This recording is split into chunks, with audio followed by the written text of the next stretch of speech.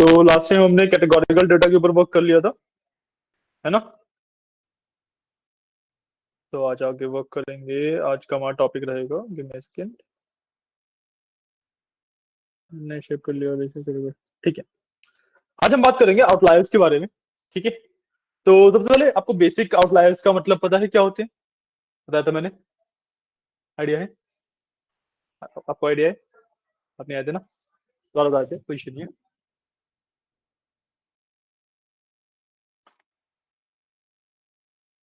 ठीक है, जब मैं आउटलायर्स की बात कर रहा हूँ तो आउटलायर्स का बेसिक सा मतलब क्या होता है कि भाई ये मेरा अगर डेटा है, ठीक है, इस तरीके से मेरा डेटा प्लॉटेड है, ठीक है। तो अगर मान लो एक पॉइंट मेरे यहाँ पे आता है या एक पॉइंट बिल्कुल ही यहाँ पे आता है, तो कैसे प्लॉट हो जाएगा? यहाँ पे एक स्ट्रेट लाइन बनेगी इस तरीके से, एक स्ट्रेट लाइन बनेगी इस तरीके से, है ना। तो मेरी जब मेन डेटा की अगर मैं रेंज कंसिडर करूंगा तो ये वाली होगी, मैं अपने मेन डेटा की रेंज कंसिडर करूंगा ये वाली होगी, ठीक है। बट अगर मैं मेन और मैक्स के हिसाब से सिंपल रेंज निकाल लूंगा तो मेरी ये पूरी बनेगी। तो ऐसे you can say data point जो कि भाई मेरी रेंज को बहुत ज्यादा एक्सपैंड कर देते हैं, जो कि मेरे डेटा से बहुत ज्यादा दूर होते हैं, उनको कहा जाता है आउटलायर्स। तो इस केस में ये भी एक आउटलायर है, ये भी एक आउटलायर है, ठीक है। सिंपल सा कंसेप्ट होता है। इसी कंसेप्ट को अब हम कैसे डिटेक्ट करते हैं इन आउटलायर्स को, किस तरीके से इनको एलिमिनेट किया जाता है, किस तरीके से मैं ऐसे कैलकुलेशन करूं कि भाई आउटलायर्स का इफेक्ट ना आए उस पर, उसके बारे में पढ़ेंगे आज हम, ठीक है। तो इसके लिए जो कंसेप्ट हमें पढ़ने होते हैं, तीन कंसेप्ट है, ठीक है। जी स्कोर्स एंड आईक्यूआर रूल्स, उसके अलावा एक मिसिंग डेटा का कंसेप्ट होता है, वो थोड़ा सा आउटलायर से डिफरेंट है, इसके बारे में जब आएंगे तब पढ़ेंगे, ठीक है। बट जो मेरा मेन कंसेप्ट है, Z score and IQR rules, ये दोनों ही कंसेप्ट मेरे आउटलायर्स को डिटेक्ट एंड एलिमिनेट करने के काम आते हैं, ठीक है। तो सबसे पहले मैं बात कर रहा हूँ जी स्कोर के बारे में, ठीक है। जी स्कोर बेसिकली सिंपल सा एक mathematical you can say formula है। अगर मैं यहाँ पे आपको दिखाऊं भी, देखो वैसे मैंने यहाँ पे प्लॉटिंग भी की हुई है। तो अगर आप इस वाले प्लॉट को देखो, इस वाले प्लॉट को देखो, तो this is my main data, है ना? एक लाइन सीधा स्ट्रेच होकर यहाँ पे जा रही है। तो ये जो इस लाइन को क्रिएट करने के लिए जो भी डेटा पॉइंट रिस्पॉन्सिबल है वो है आउटलायर्स, ठीक है। आप रिकॉर्डिंग देख के एक बार वेरीफाई करना, आपको समझ आएगा ज्यादा चीजें। ये क्या याद आ गया? हमने देख लिया रिकॉर्डिंग सारी, मतलब डेफिनेशन दी थी एक छोटी सी, बट हाँ उसके बारे में हमने थोड़ी सी डीप और में पढ़ा था, और अभी और डीप में पढ़ेंगे, ठीक है। तो वो होते हैं मेरे आउटलायर्स, ठीक है। अगर मैं इस वाले डेटा की भी बात करूं तो इस वाले डेटा में जो मेन रेंज है वो ये वाली है, ठीक है। तो ये सब जो यहाँ पे इधर निकल रहे हैं या फिर जो इधर ज्यादा जा रहे हैं, ये आउटसाइड पड़ जाते हैं मेरे मेन डेटा रेंज के, इनको हम आउटलायर्स बोलते हैं, ठीक है। आउटलायर्स का बेसिकली मतलब ही यही है कि जो मेरे मेन डेटा रेंज के आउटसाइड पड़े, बाहर पड़े, ठीक है। तो आर माय आउटलायर्स, सिंपल है, क्लियर है, ठीक है।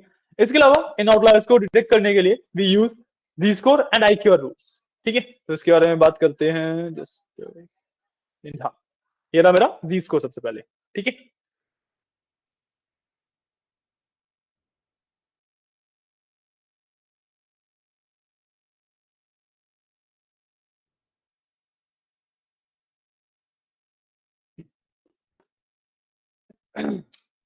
ठीक है, अब इसके अंदर मैंने किया क्या है कि सबसे पहले फॉर्मुला देख लेते हैं, ठीक है। मैथमेटिकल फॉर्मुला देखते हैं।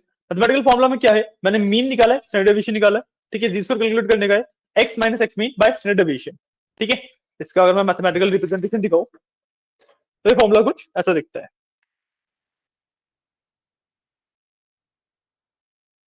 जी score is equal to X I, जिस भी पॉइंट की मैं बात कर रहा हूं, minus X mean upon S, S is standard deviation, ठीक है। इस तरीके से दिखेगा, ठीक है।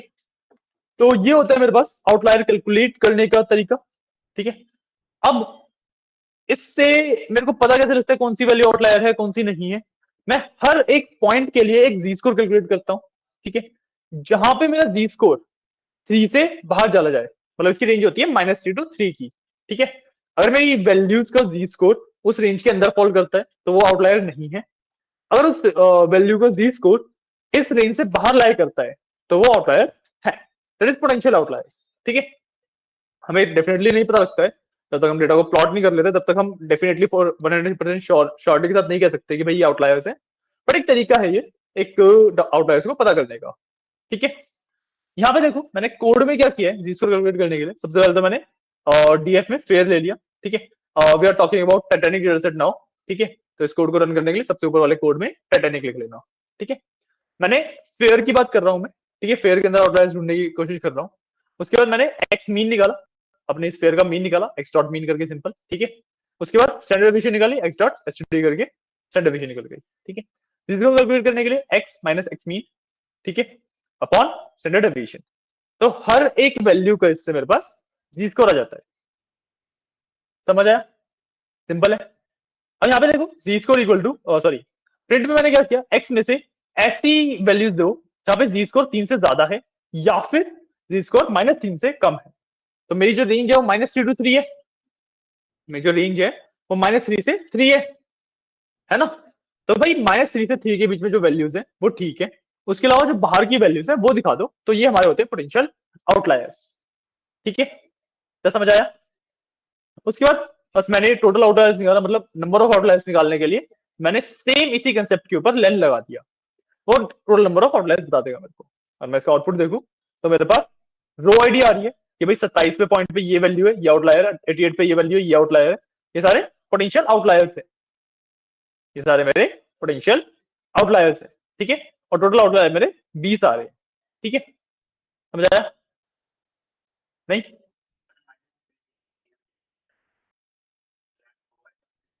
नहीं नहीं उसके बाहर वाले हैं, जब -3 से 3 की मेरी रेंज है वो मेरी प्योर रेंज होती है, ठीक है, जिसके अंदर मेरा एक्चुअल डेटा एग्जिस्ट करता है। और -3 से छोटा है कोई, -3.1 -4 -5 कुछ भी है, तो वो भी मेरा आउटलायर है बेसिकली, लेफ्ट साइड वाले, ठीक है। और 3 से ऊपर आती है वैल्यू 4 5 6 कुछ भी, तो वो भी मेरे आउटलायर्स है, ठीक है, वो राइट साइड वाले, ठीक है। तो मैंने ग्राफ ड्रॉ किया था, इसमें दो तरफ आउटलायर बना रखे, left side right side. Left side वाले आउटलायर्स आते हैं -3 से नीचे हो जाएंगे, और जो राइट साइड वाले आउटलायर्स है वो 3 से ऊपर हो जाएंगे, ठीक है। समझ आया। इसको देखो यहाँ, हाँ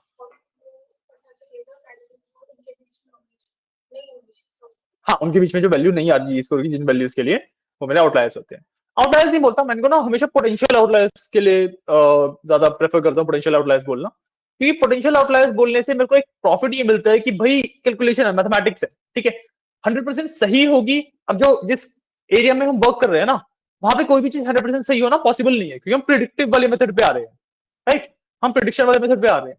तो मैं कभी भी ये नहीं बोलता कि भाई ये आउटलायर्स है ही है, हमेशा ये बोला जाता है these are the potential outliers, कि भाई ये आउटलायर्स हो सकते हैं, ठीक है। 100% प्रिडिक्शन कभी पॉसिबल ही नहीं हो सकता है, राइट, गेटिंग योर पॉइंट, कि भाई 100% प्रिडिक्शन पॉसिबल ही नहीं है। तो यही मेरे फिर पोटेंशियल होता है कि भाई इनके अंदर पोटेंशियल आउटलायर्स होने का, बाकी वेरीफाई आगे हम करते ही हैं, ठीक है। और मैं इन्हीं पॉइंट्स की प्लॉटिंग भी देखूं तो देखो, यहाँ पे अगर प्लॉटिंग देखूं तो ये देखो, ये दिख रहे हैं, तो मेरे मेन डेटा रेंज से बाहर जा रहे हैं, है ना। तो ये तीन तो डेफिनेटली आउटलायर्स है, जो ये वाले हैं ये भी आउटलायर्स हो सकते हैं, क्योंकि मेन डेटा तो मेरा ये वाला है ना। तो पोटेंशियल आउटलायर्स निकालने के लिए मैं जी स्कोर यूज कर सकता हूँ, ठीक है। और मैं वेरीफाई भी करना चाहूँ तो मेरे पास 200 के बाद समथिंग एट विद से 250 275 के आसपास है, तो 275 के आसपास यहाँ पे भी कुछ होना चाहिए। 258 299 के पास आउटलायर्स है यहाँ पे। 512 देखो, ये काफी बड़ी वैल्यू है ना, और मैं इस पॉइंट को देखूं तो ये 512 ही होगा, है ना। तो इसने एक आउटलायर डिटेक्ट कर रखा है, पॉइंट। सिमिलरली ये वाले आउटलायर्स भी इसने डिटेक्ट कर रखे 500 से ऊपर वाले, देखो ये 512 एक और है ना, उसके बाद ये एक और 512 है। तो ये सारे आउटलायर्स है मेरे बेसिकली, ठीक है, मेन डेटा रेंज से बाहर ड्राई करते हैं। अगर आप यहाँ पे प्लॉटिंग देखोगे तो प्लॉटिंग में मेरे को ये चीज दिख भी रही है, ज्यादातर डेटा है वो यहाँ पे 0 to आई वुड से 100 के बीच में कंसेंट्रेटेड है, ठीक है। उसके ऊपर सारे ही मेरे आउटलायर्स जो मेरे मेन डेटा से रेंज से बाहर पड़ रहे हैं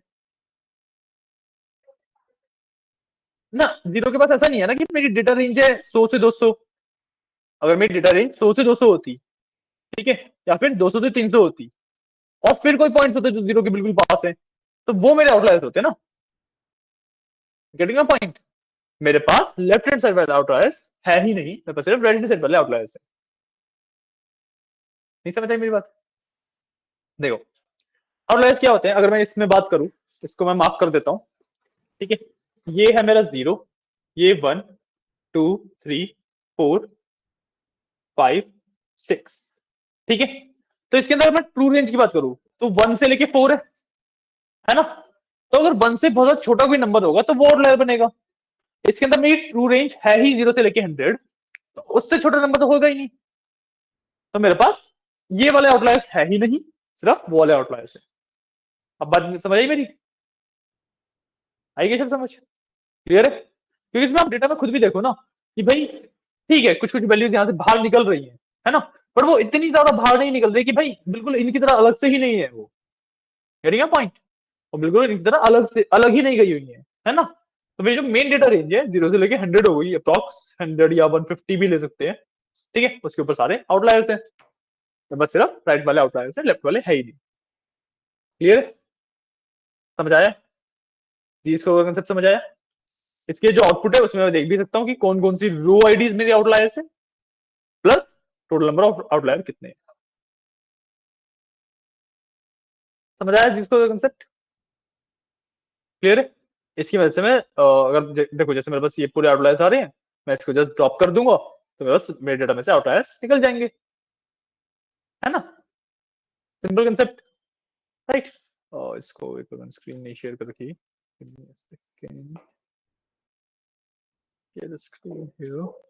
हाँ ठीक है, समझ आया? वही आप देखोगे कि भाई 20 के आसपास ये पॉइंट्स होंगे अगर आप काउंट करना चाहो, 3 4 5 6 7 8 9 10 11 12 13 14 15 16 17 18 19 20। हाँ तो ये वाली लाइन है, ये दोस्तों की लाइन ली हुई है इसने, जहां तक है इसका आउटलायर लिया हुआ है इसके ऊपर, ये 20 डॉट्स हैं जो कि आउटसाइड है, वही 20 की वैल्यू इसने यहाँ पे बता भी दी है मेरे को। आया समझ? तो मेरी जो ट्रू रेंज है, हाँ क्योंकि देखो दोस्तों वाली तो रेंज लेंगे क्योंकि बहुत ज्यादा ही पॉइंट्स हैं यहाँ पे, तो है ना। तो इसको तो आउटलायर कंसिडर नहीं किया जा सकता। जो मेरे ये वाले ये फिर यहाँ पे फ्यूअर होते चले जाते हैं, ज्यादा कम होते हैं और जितने ज्यादा बाहर होते हैं वो मेरे आउटलायर बनते हैं, है ना। ये तो मैं देख के ही बता सकता हूँ कि भाई ये आउटलायर है।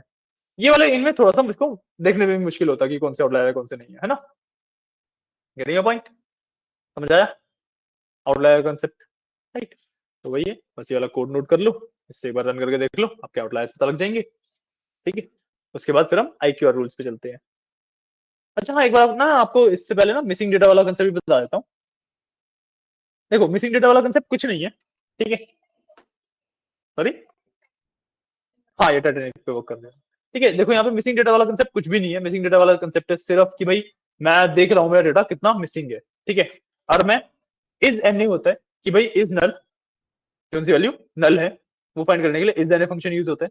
डॉट सम कर दिया, मेरे को पता लग गया भाई किस वाले कॉलम में कितना डेटा मिसिंग है। एम्बार्क में 2 मिसिंग है, डेक के अंदर 68 वैल्यूज मिसिंग है, एज के अंदर 177 वैल्यूज मिसिंग है, ठीक है। और एम्बार्क टाउन में भी और एम्बार्क में भी 2 मिसिंग है, ठीक है। ये मेरे को मिसिंग वैल्यूज का सम पता लग जाता है, हर एक कॉलम के अंदर कितनी वैल्यूज मिसिंग है ना। और उसके अलावा मेरे को हर एक का मीन पता लग जाता है। ये मीन अगर बहुत ज्यादा है तो भाई मेरे को मतलब है कि उसमें डेटा मिसिंग है, वरना नहीं मिसिंग है। अब जो आप डेटा के अंदर कुछ भी प्रोडिक्शन कर रहे हो, अपना कुछ भी प्रोडिक्शन करोगे, आगे चल के हम ML में DL में प्रोडिक्शन ही कर रहे हैं, तो हमें डेटा एटलीस्ट क्लीन चाहिएगा ना, मिसिंग वैल्यूज नहीं होंगी तभी तो मेरा मॉडल बहुत ज्यादा एक्यूरेट होगा। तो इसके बेसिस पे मैं मिसिंग वैल्यूज भी फाइंड कर सकता हूँ, ठीक है। पहले आप एक बार ये वाला कोड कर लो, ठीक है। छोटा सा मिसिंग वैल्यू मिसिंग डेटा वाला कोड है ये, ठीक है। इसमें तो बहुत ज्यादा कुछ है नहीं, राइट। समझ आ रहा है ना? मिसिंग डेटा वाले में तो बहुत ज्यादा कुछ है नहीं, उसके बाद यूज कर वाला कर लेना, फिर हम IQR रूल्स पे चल देंगे।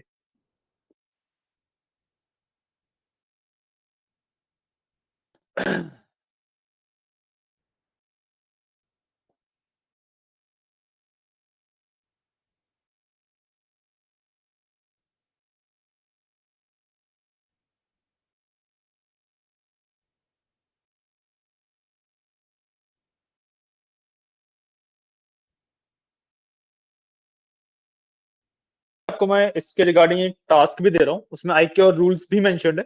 आप IQR रूल्स वाला पार्ट अभी जब हम कर लेंगे उसके बाद कर लेना उस वाले पार्ट को, ठीक है। तो विल बी योर टास्क।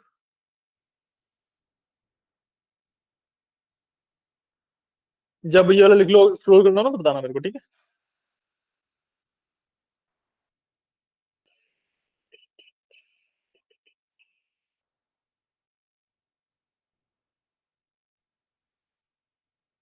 आपका एक्चुअली डिस्क्रिप्टिव सर्च खत्म ही होने वाला है, ये लास्ट के ही टॉपिक्स हैं आज के। कल की क्लास में आपका एक मिनी एडीए प्रोजेक्ट होगा जिसके अंदर आप ये सारी चीजें यूज करके एक प्रोजेक्ट बनाओगे, ठीक है, एंड देन डिस्क्रिप्टिव सर्च खत्म, ठीक है। मैथ्स वाला पार्ट नहीं, मैथ्स वाले पार्ट के दो मॉड्यूल है, एक डिस्क्रिप्टिव, एक वो इन्फ्रेंशियल। डिस्क्रिप्टिव खत्म हो जाएगा, मतलब 50% खत्म हो जाएगा लगा लो, इन्फ्रेंशियल बचेगा इसके बाद।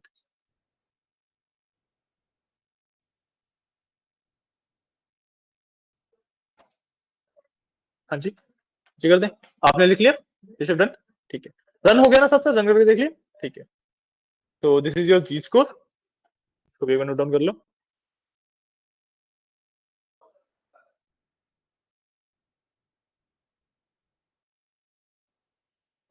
सॉरी, 3 के बाद कहाँ पे क्या, ग्रेटर देन 3, हाँ। ये पाइप सिंबल होता है, ये आपके एंटर के ऊपर होगा ना, शिफ्ट के साथ दबाओगे आ जाएगा। अपनी एंटर की के ऊपर देखो, ठीक है ना, पाइप सिंबल कहते हैं इसे। प्रोग्रामिंग में ये ना और को रिप्रेजेंट करता है, और वाला जो होता है ना, एक्सेल में पता होगा आपको, एंड और नॉट होते हैं, 3 होते हैं। हाँ, तो अगर आप ये डबल लगाते हो, डबल पाइप सिंबल लगाते हो तो एंड होता है, सिंगल का मतलब और होता है। नॉट इसके अंदर नहीं होता, बट पाइप सिंबल इस तरीके से होते हैं, ठीक है। क्या नॉट के लिए एक्सक्लेमेशन मार्क यूज किया जाता है, ठीक है। तो मैंने यहाँ पे सिंगल पाइप सिंबल लगाया, इसका मतलब होता है और। सो या तो 3 से बड़ा हो या -3 से छोटा हो।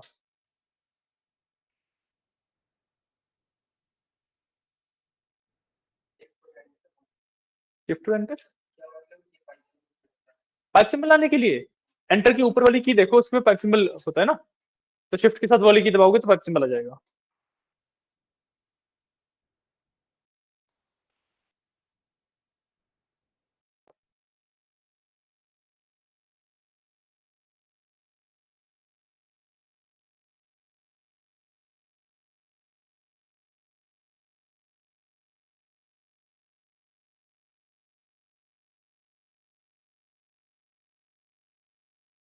टाइम में कवर कर लिया। डिस्क्रिप्टिव की कितनी क्लास लगी, 1 2 3,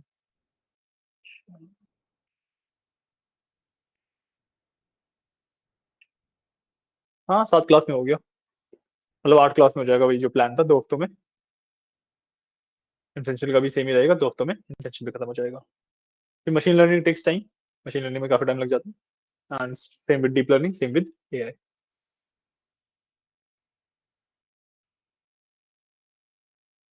कुछ जिनका अभी डीप मशीन लर्निंग खत्म हुआ है उनको कितनी क्लास लगी है,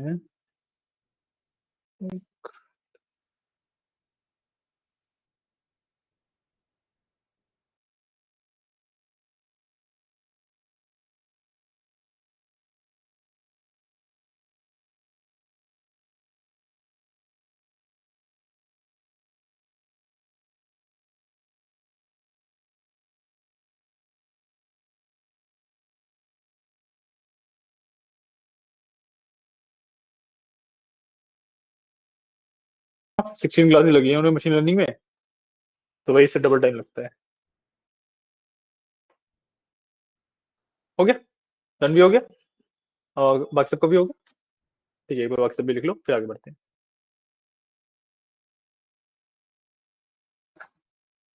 जिसको ना सबसे ज्यादा आपका, वैसे तो डेटा एनालिसिस में काफी ज्यादा यूज होता ही है, बट डेटा एनालिसिस से भी ज्यादा एक्चुअली उसमें यूज किया जाता है जब आपने कंसेप्ट पता होगा, एल्गो ट्रेडिंग होती है, एल्गोरिथमिक ट्रेडिंग होती है।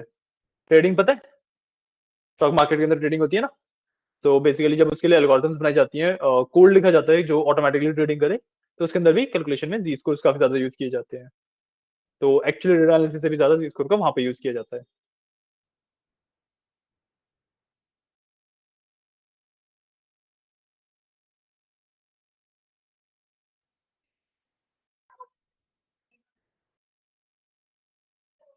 हो गया, केशव डन, नहीं ऐसा है कुछ, देखो कहाँ पे क्या गड़बड़ करी है।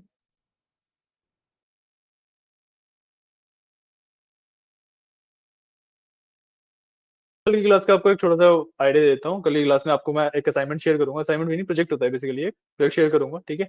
आपको विद इन द क्लास एक नई गूगल कोलैब की नोटबुक बनानी है, ठीक है, उसके अंदर वो पूरा प्रोजेक्ट बनाना है, ठीक है, और क्लास के एंड होने से पहले पहले खत्म करके जाना है, ठीक है, ठीक है ना।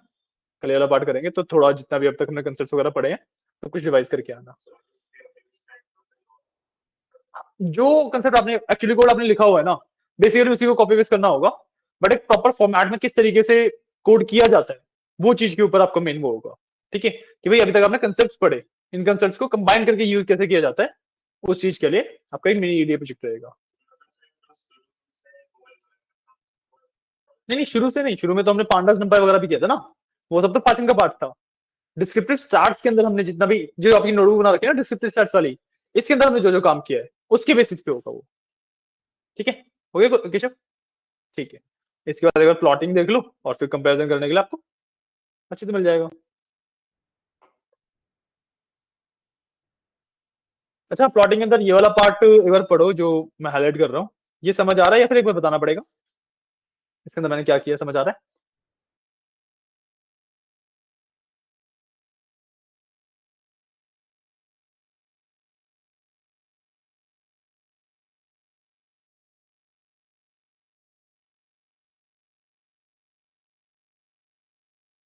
जो हाईलाइटेड पार्ट है वो वही देखना है।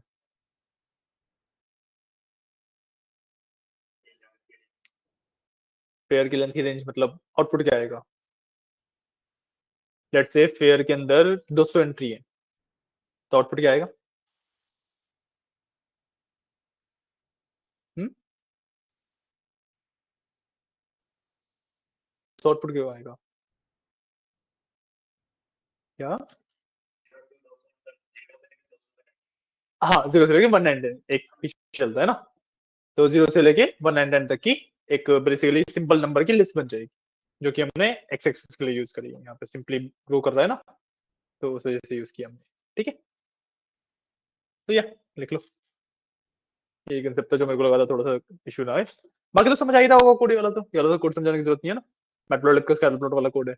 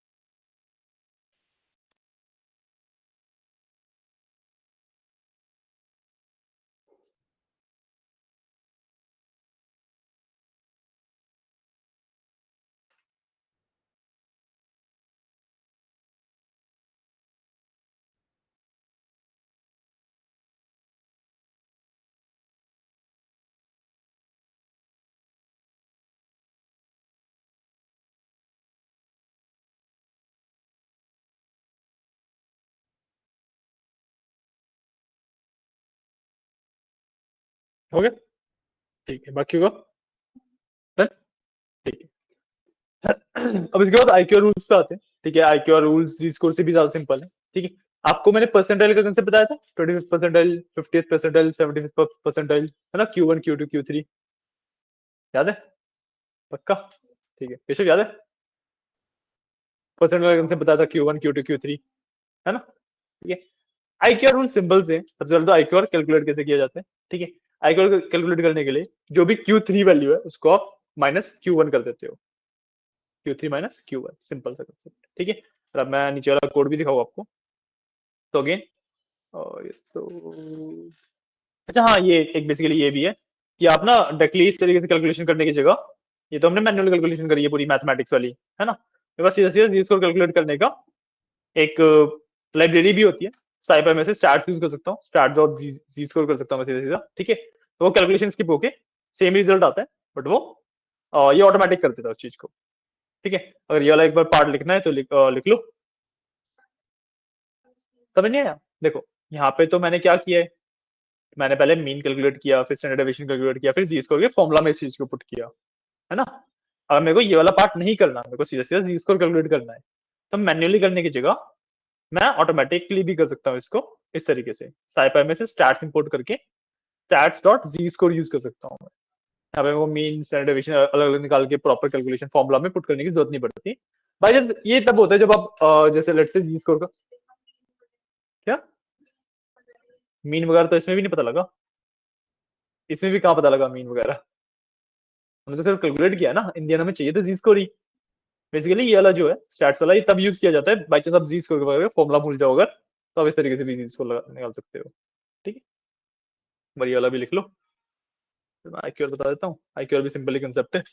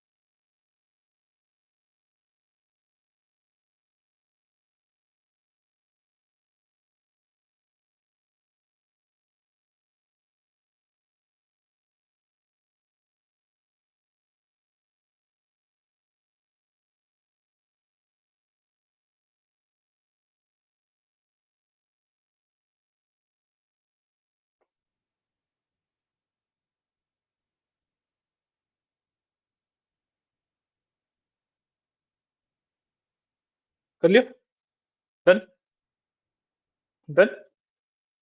आप लोग कर लो एक बार, फिर आईक्यूआर बता देते हैं।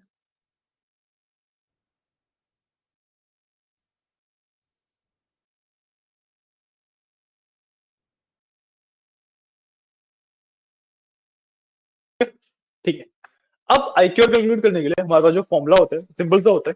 ठीक है,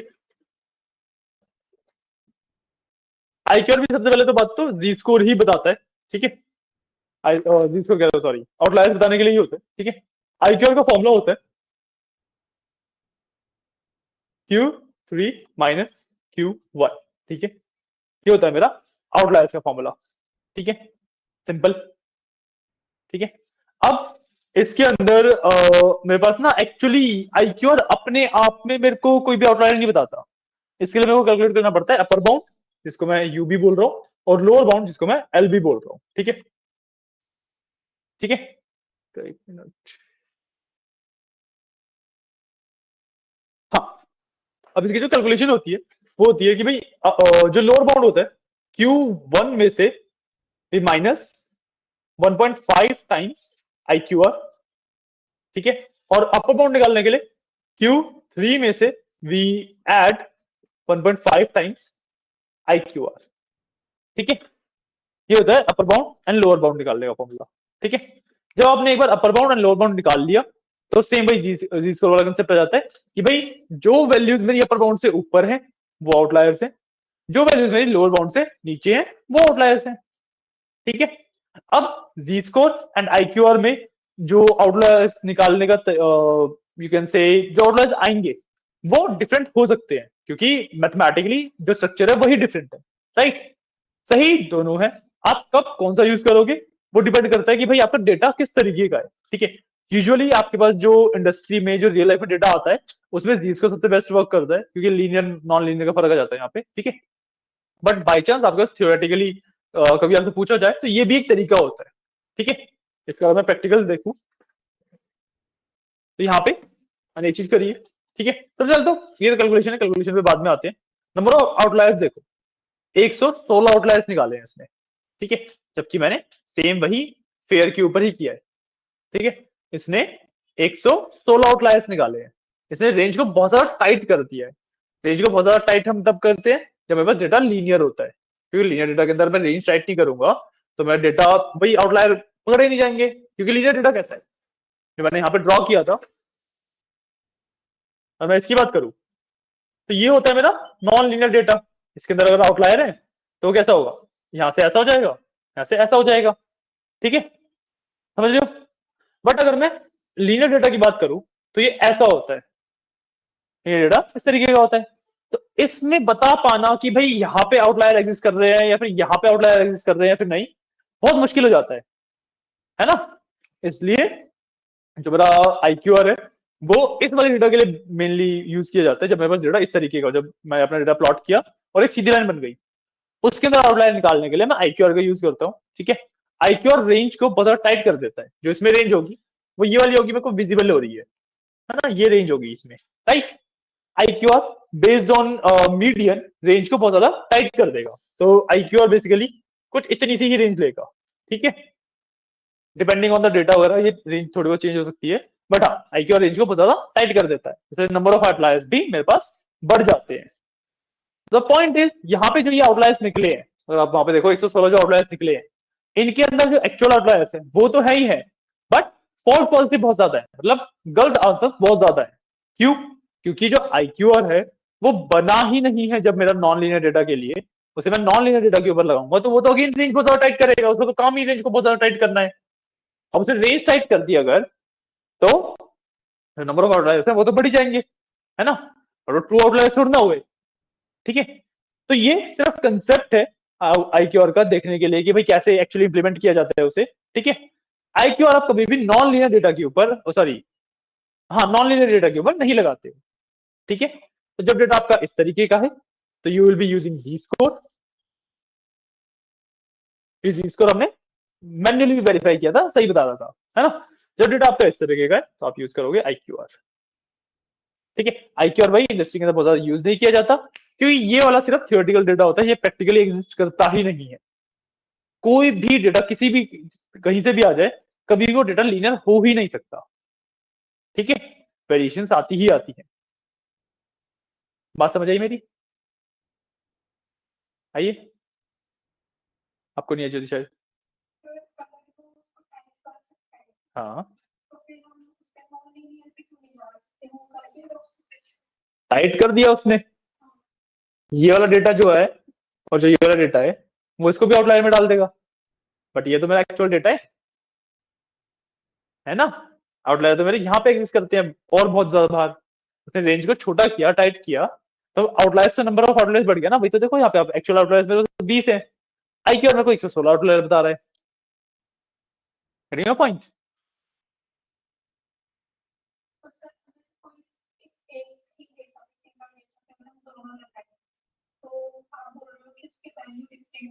हाँ, सही नहीं होंगे, मैं बता रहा हूँ कि देखो कैलकुलेशन सही है आईक्यूआर की, मैं बोल रहा हूँ कि जो आउटपुट दे रहा है आईक्यूआर सही दे रहा है, बट आपने लगाया ही अगर उसे गलत तरीके से है तो फिर तो उसका मतलब नहीं बनता ना। मान लो देखो, अब अगर मैं बोलूँ कि भाई एक्सेलरेटर है, ठीक है, गाड़ी गाड़ी का एक्सेलरेटर है, उसमें उसको मैं प्रेस करूंगा रेस होगी, मेरी गाड़ी आगे बढ़नी चाहिए, ठीक है। बट मैं दूसरी तरफ से क्लच छोड़ ही नहीं रहा तो वो तो मेरी गलती है ना, एक्सेलरेटर का काम तो गाड़ी को आगे बढ़ाना ही है। Getting point? उसका सिनेरियो है ना एक, कि किस सिनेरियो में वो उसको लगाना चाहिए, किस सिनेरियो में उसको लगाना नहीं चाहिए। Getting a point?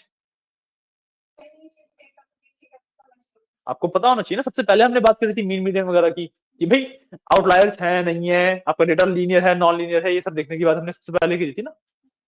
तो जब तक मेरे को यही नहीं पता कि मेरा डेटा लीनियर है या नॉन लीनियर है, मैं आगे बढ़ ही नहीं सकता। एंड एक्चुअली हमें देखने की जरूरत भी नहीं होती, अगर आप प्रैक्टिकली रियल लाइफ में देखोगे तो डेटा सिर्फ और सिर्फ नॉन लीनियर ही एग्जिस्ट करता है, लीनियर डेटा एग्जिस्ट नहीं करता है। इस तरीके का डेटा आपको कहीं पे भी नहीं एग्जिस्ट करता हुआ नहीं मिलेगा। हमेशा इस तरीके का डेटा मिलता है जिसके अंदर वेरिएशंस होती हैं।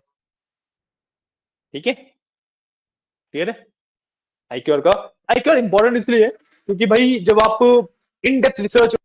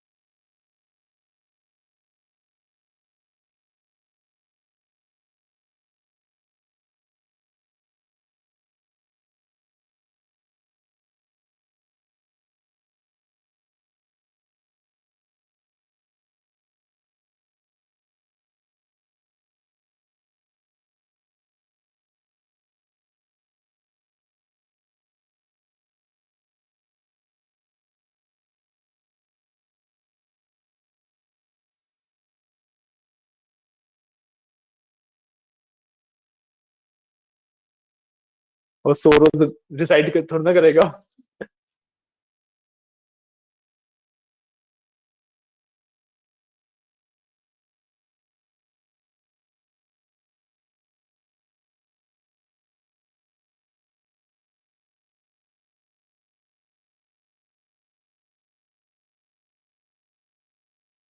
और वैसे आपको बिना प्लॉटिंग के भी देखना है तो जो लीनियर डेटा होगा वो हमेशा ना सॉर्टेड दिखेगा, मतलब वैल्यूज ग्रोइंग ऑर्डर में होंगी। पॉइंट कि भाई मान लो 1 पे फर्स्ट वैल्यू 10 है, फिर 20 होगी, फिर 23 होगी, 23 के बाद 20 वापस नहीं आ सकता क्योंकि वो ग्रो कर चुका है। हमेशा लीनियर डेटा ग्रोइंग ऑर्डर में होता है, नॉन लीनियर होता है वो तो ओवर हो सकता है ना।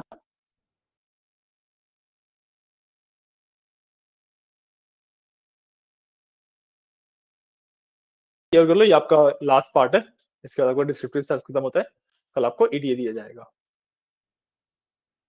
ठीक है, तो वही कंसेप्ट को रिवाइज करके आना।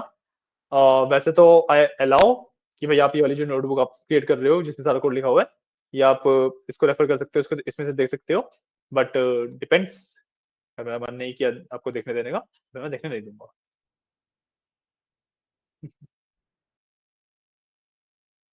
तो कह रहा हूँ रिवाइज करके आना। या कोड के अलावा है ही क्या इसमें? मैं नोटबुक नहीं देखने दूंगा इसका मतलब ये था ना, कोड नहीं देखने दूंगा। कोड याद कौन करता है? कोड याद करने की चीज थोड़ी ना है। बैठे थे, मैं कब से करवा रहा हूँ ना डिस्क्रिप्टिव सेट्स।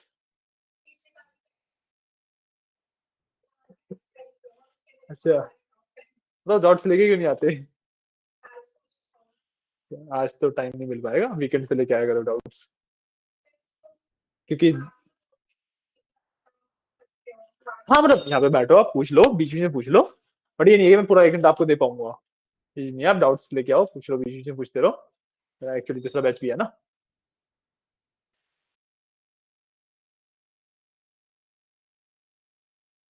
ठीक है ना, जो कैलकुलेशन मैंने यहाँ पे आईक्यूआर की लिखी थी ऊपर वाली, वही सेम कैलकुलेशन यहाँ पे है, मैंने कोड तो एक्सप्लेन किया ही नहीं। Q1 के लिए एक्स डॉट क्वांटाइल हम यूज करते हैं, ठीक है, क्वांटाइल में 25% दूंगा तो Q1 आता है, 75% Q3 होता है, पता है आप लोगों को ये, 50% Q2 होता है जो कि एक्चुअल मीडियन होता है आपका, राइट। तो मैंने यहाँ पे सिर्फ बस आईक्यूआर कैलकुलेट करने के लिए Q3 मैंने Q1 कर दिया पहले, फिर lower bound and upper bound निकालने के लिए लोअर बाउंड के लिए Q1 में से माइनस कर दिया नीचे वाला, और अपर बाउंड निकालने के लिए Q3 में प्लस कर दिया ऊपर वाला। ठीक है, 1.5 टाइम्स ऑफ आई क्योर कर दिया। उसके बाद सिंपल वही जैसे मैंने जी स्क्वायर वाला कंसेप्ट बताया था आपको और लगा के उसी तरीके से एक्स में से वैल्यूज निकाल ली मैंने, ठीक है। और पहले वैल्यूज देख ली फिर उसकी लेंथ देख ली।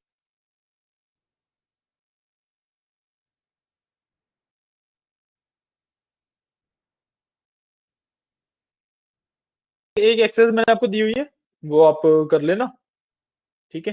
जो उसका कोड होगा वो आप ग्रुप पे सेंड कर दीजिएगा। एंड ठीक है, आज क्लास के लिए इतना ही पार्ट है, आप ये नोट डाउन कर लो। ओके।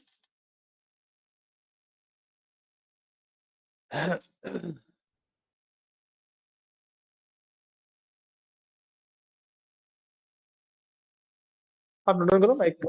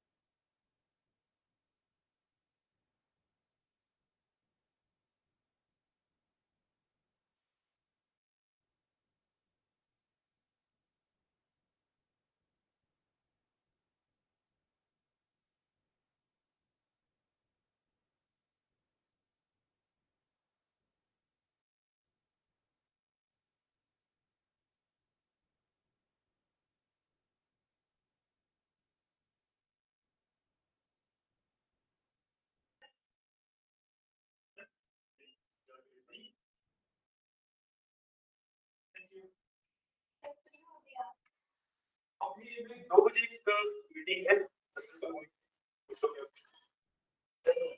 हाँ? करनी हो? जैसे कि बताओ।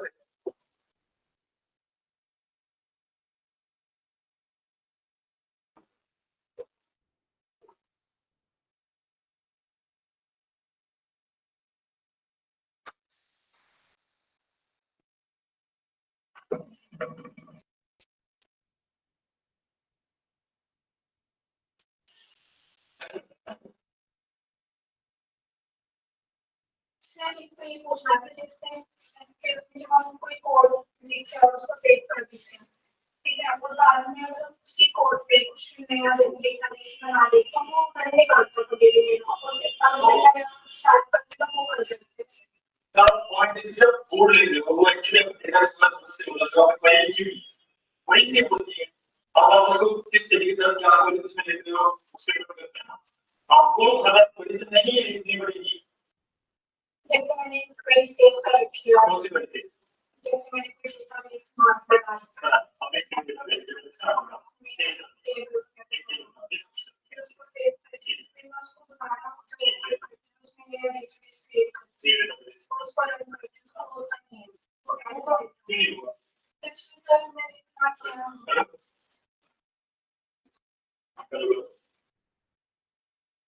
कोई बात नहीं।